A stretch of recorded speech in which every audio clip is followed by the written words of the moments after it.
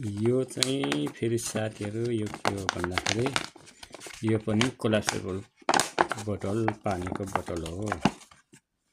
पानीको बोतल हो भनेपछि जसलाई पानी भर्यो भने टक्क यसरी राख्ने पानी भरेर। अनि बिर्को चाहिँ यही हो, यस्तो गर्ने। अनि यसलाई पनि ठक्कै यो खोलेपछि यो अङ्कुसी हुन्छ, अङ्कुसी हालेर यसो गरेर झुन्डाउन पाइयो। यसो अङ्कुसी हालेर झुन्डाउन पाइयो। अनि के गर्ने भने यसलाई पानी फेरि यस्तो गर्ने, बिर्को खोलेर टक्क तन तन तन तन पिउने। पानी सिद्धिएपछि के गर्ने भने यसलाई यस्तो गरेर घटाउँदै लाने, फोल्ड गर्ने।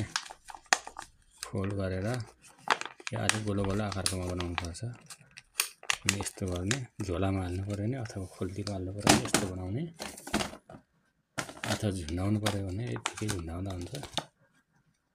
यो पनि कोल्याप्सेबल पानीको वाटर बोतल भन्छ। यसलाई चाहिँ यस्तो गर्ने, टक्क यस्तो गर्ने, अनि झोलामा ब्याकप्याकमा चाहिँ यस्तो गरेर राख्ने। यस्तो यस्तो सामानहरू जोडजाड गर्नुपर्छ साथीहरु, ट्राभलमा काम लाग्छ। लेस वेटमा हिँड्नुपर्छ हामी, त्यसै कारण मैले हल्का जोडजाड गर्दैछु है साथीहरु।